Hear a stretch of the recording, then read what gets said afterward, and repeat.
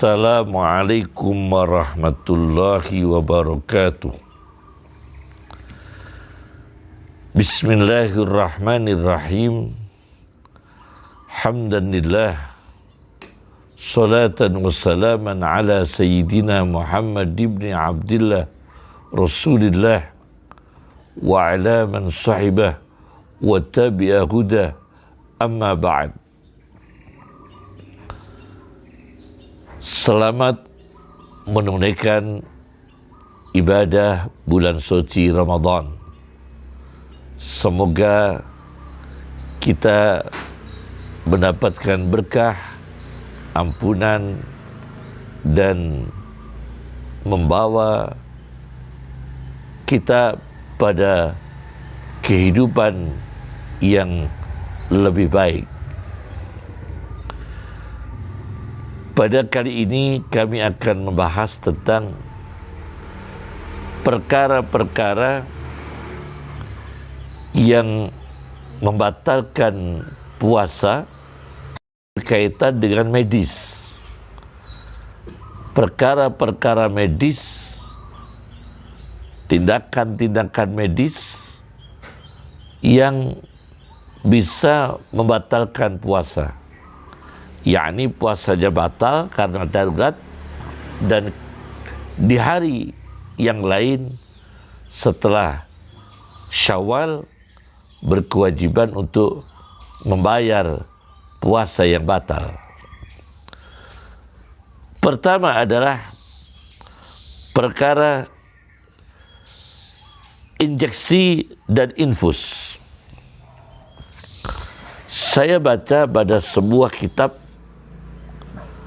Al-Mawsu'ah At-Tibbiyah Al-Fiqhiyah, ensiklopedi kedokteran yang berhubungan dengan fikih, karya Dr. Ahmad Muhammad Kan'an. Kitabnya terbitan Darun Nafais. Di sini dibahas bahwa di halaman 322, annal hakna bi qasdi taghziyati mufsidun lis-shaumi min ayyi madkhalin jaral haknu. Sesungguhnya injeksi suntian dengan tujuan memberi asupan makan membatalkan puasa, min ayyi madkhalin, dari mana saja masuknya, jarul haknu, injeksi itu masuk melalui apa saja, membatalkan puasa. Wasawa'un wasula ilal jauf, sama saja apakah barang sesuatu yang diinjeksikan sampai pada perut, aulam yasil, atau tidak nyampe pada perut, tapi tujuannya memberi makan, itu membatalkan puasa. Misalnya infus, pengganti makanan, makanan yang dimasukkan melalui infus dan sebagainya, itu membatalkan puasa. Kemudian injeksi yang tujuannya pengobatan, in kana al-haknu bi qasdi tadawi fa innahu la yufsidu shaum. Injeksi yang untuk pengobatan semata, bukan untuk pengganti makanan, tidak membatalkan puasa. Ya. Ini yang difahami dari madhab Malikiyah dan sebagian dari golongan Syafi'iyah, ulama yang madhab Maliki, ulama yang madhab Syafi'i, wal Hanabilah, dan ulama yang bermadhab Ahmad bin Hanbal. Kemudian apabila pasien itu mempunyai penyakit yang penyakit itu menjadi uzur syar'i untuk membatalkan puasa, maka menurut ahli fikih, karena darurat untuk melakukan injeksi, maka lebih baik membatalkan puasa, yang kemudian di lain hari membayar puasa.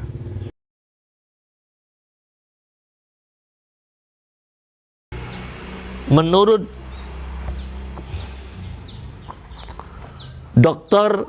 Yusuf Qaradawi di dalam Fiqhus Siyam, fikih puasa, karya Profesor Dr. Yusuf Qaradawi, terbitan Darus Sukhwah Darul Wafa. Beliau mengatakan bahwa injeksi yang semata-mata untuk pengobatan, fa ulama'ul asri mujmi'un ala annahu la yuftiru, bahwa ulama kontemporer sepakat tidak membatalkan puasa. Injeksi semata-mata untuk pengobatan, tidak membatalkan puasa. Ini menurut Yusuf Qaradawi. Bahkan beliau mengatakan injeksi untuk kekuatan, kalau yang pertama tadi litadawi, untuk pengobatan, yang kedua litakwiyah, injeksi untuk untuk kekuatan. Karena injeksi untuk kekuatan ini berisi vitamin, kalsium dan sebagainya. Fahiya la tuftiru aidan. Begitu juga tidak membatalkan puasa, karena untuk kekuatan, bukan pengganti makanan. Adapun yang dipersoalkan tuh injeksi yang misalnya melalui pembuluh darah, thariqil warid, yang disebut dengan takdiyah untuk pengganti makanan semacam glukos dan sebagainya, maka ulama berijtihad, bahwa sebagian ulama berijtihad muftiran, faminal ulama mayyara hadan naw muftiran, maka sebagian para ulama memandang, berijtihad dan mengeluarkan pendapat ini membatalkan, karena masuk dalam fisik, masuk dalam tubuh. Oleh karena itu, kesimpulannya adalah injeksi yang untuk pengobatan semata itu ulama menurut Yusuf Qaradawi tidak membatalkan. Konstitusi ulama. Injeksi untuk kekuatan fisik itu juga tidak membatalkan. Yang membatalkan adalah injeksi untuk pengganti makan semacam glukos dan sebagainya. Itu ulama banyak yang mengatakan membatalkan puasa. Itu ulama berfatwa membatalkan puasa. Ini keterangannya Syekh Yusuf Al-Qaradawi. Inilah kesimpulan terakhir. Masalah kedua adalah tetes telinga, eardrop, atau yang disebut dengan tetes telinga. Bagaimana tetes telinga? Idza wasalat ilal jauf, apabila tetesan telinga itu dipastikan dirasakan masuk pada perut, fasada shaum, maka batal puasanya. Itu dalam kitab Mausu'ah Fiqhiyah, Mausu'ah Tibbiyah Al-Fiqhiyah, karya Dr. Ahmad Muhammad Kan'an.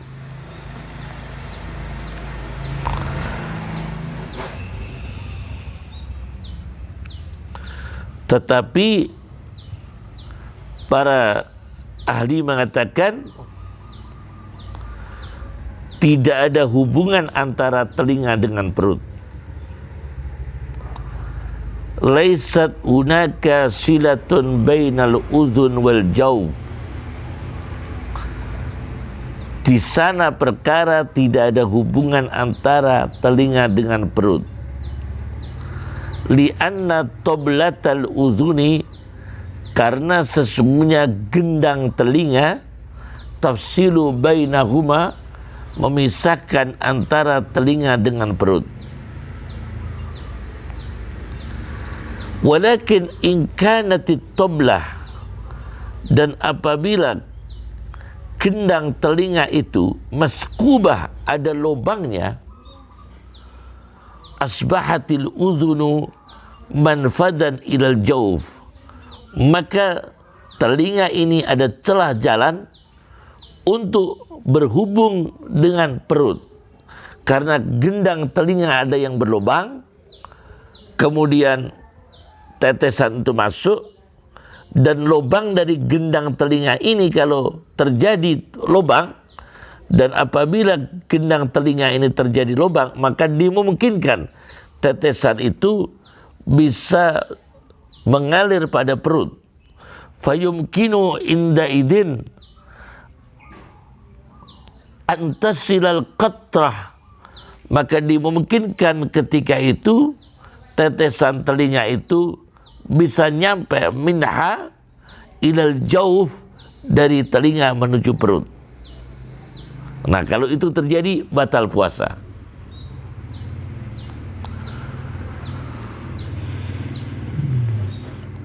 Masalah yang ketiga,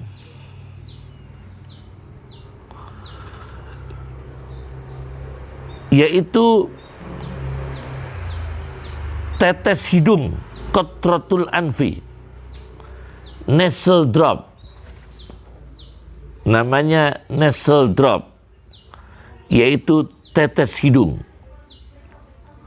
Di sini dijelaskan di dalam kitab Mawsu'ah Tibbiyah Al-Fiqhiyah Dr. Ahmad Muhammad Kan'an, sama dengan tadi masalah tetes telinga, yaitu halaman 578. Nasal drop, yaitu tetes hidung, idza wasala syai'un minha, apabila tetes hidung itu sebagian ilal halqi, masuk pada tenggorokan, fasada shaum, batal puasanya. Kalau sudah masuk pada tenggorokan, batal puasanya. Kemudian yang keempat, tetes mata, ophthalmic drop. Tetes mata, ophthalmic drop. Fa innaha la tufsidu shauma indal Hanafiyah wasyafi'iyah, wa in wujida ta'muha fi halqih, bahwa tetes mata ini tidak membatalkan puasa menurut pengikut madhab Abu Hanifah dan pengikut madhab Imam Syafi'i, meskipun rasa itu ditemukan, meskipun ada rasa tetes mata itu terasa di tenggorokan, itu tidak membatalkan puasa. Dan ini dikuatkan oleh Fatwa Hindiyah, yaitu kumpulan fatwa-fatwa ulama India. Al-Fatawa Al-Hindiyah fi madhabil Imam Al-A'zam Abi Hanifah An-Nu'man. Ini kitabnya, Al-Fatawa Al-Hindiyah fi madhabil Imam Al-A'zam Abi Hanifah An-Nu'man, terbitan Daru Ihya'it Turas Al-Arabi, disusun oleh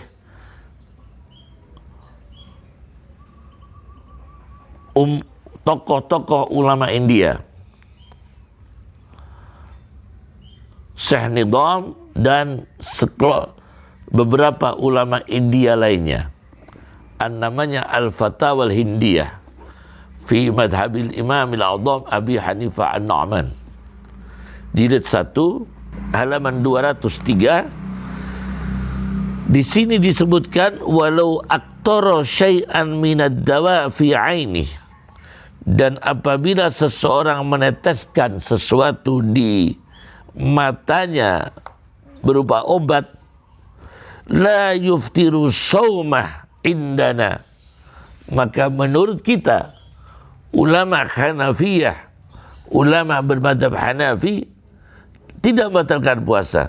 Wa in wajada ta'amahu fi halqi, meskipun rasa obat itu ditemukan di tenggorokan. Menurut ulama madzhab Maliki dan menurut ulama madzhab Hambali tetap membatalkan puasa. Tetap membatalkan puasa.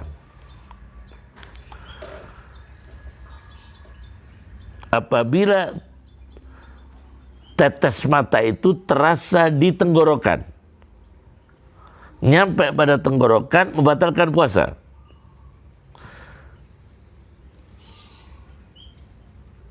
Menurut golongan Malikiyah, Hanabilah, ulama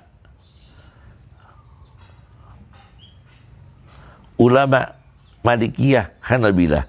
Jadi bagaimana ini? Memang untuk kehati-hatian dalam perkara ini lebih baik, menurut kehati-hatiannya itu memakai madhab yang mengatakan batal ya, karena itu untuk kehati-hatian ya, kehati-hatian. Karena agama Islam itu mengenal ad-darurat tubihul mahdurat. Darurat itu memperbolehkan yang dilarang. Jadi karena ini darurat karena sakit, maka memperbolehkan yang dilarang selama sesuai syariah, dan di lain waktu Islam memperbolehkan untuk membayar puasanya yang dibatalkan. Masalah yang kelima,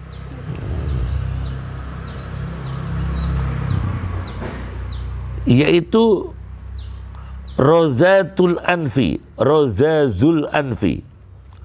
Rozazul anfi itu istilah kedokterannya adalah nasal spray. Nasal spray. Obat semprot melalui hidung. Ulama mengatakan la yuftiru, tidak membatalkan puasa. Obat semprot melalui hidung tidak membatalkan puasa, karena pada umumnya itu sejenis gas, yang gas itu seperti udara yang dihirup. Nah, apabila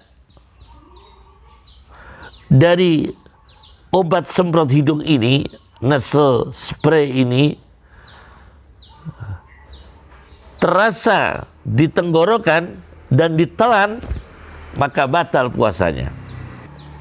Wa wajada ta'amahu, menemukan rasanya obat semprot hidung ini, fi halqihi, di dalam tenggorokannya, fa innahu yuftiru, maka membatalkan puasa, idza tala'ahu, apabila ditelannya. Jelas ini masalah kelima. Masalah yang keenam adalah al-marahim, ialah ointment atau semacam balsem atau balsem ya. Kalau orang tradisional Jawa, parem, yang dilulurkan di bagian tubuh luar, bagian luar tubuh. La tuftiru, tidak membatalkan puasa. Li'an tusta'mala kharijian, karena dipakai bagian luar. Bahkan diletakkan pada luka, hatta wa'in wudi'at alal juruh, sehingga dan meskipun diletakkan di bagian yang luka, awil kuruh, khususnya luka nanah, fa innaha la tuftiru, tidak membatalkan puasa. Parem atau balsem ya, kalau orang Jawa parem ya. Masalah ketujuh, itu tadi di kitab Mawsu'ah Timbiyah Al-Fiqhiyah Dr. Ahmad Muhammad Kan'an, halaman 578.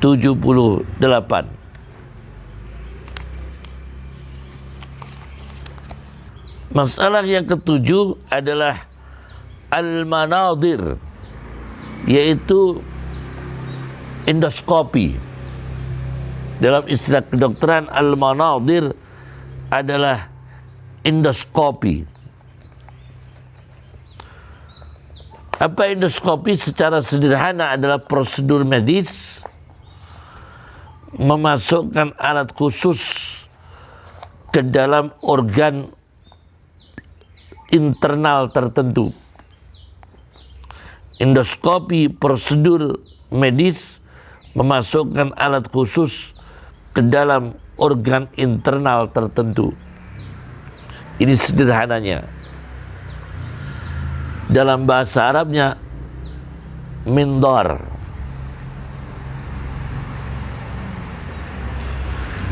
Ada endoskopi yang untuk perut, mindarul maidah. Ini membatalkan puasa. Sedangkan endoskopi untuk kandung kemih tidak membatalkan puasa. Endoskopi yang untuk perut membatalkan puasa. Endoskopi yang untuk kandung kemih, mindarul masanah, tidak membatalkan puasa. Ini keputusan para ulama ahli fikih dalam kitab Al-Mawsu'ah At-Timbiyah Al-Fiqhiyah karya Dr. Ahmad Muhammad Kan'an.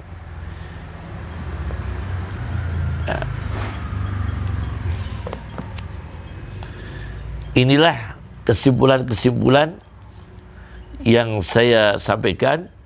Semoga bermanfaat dan ikuti tema-tema berikutnya insyaallah. Assalamualaikum warahmatullahi wabarakatuh.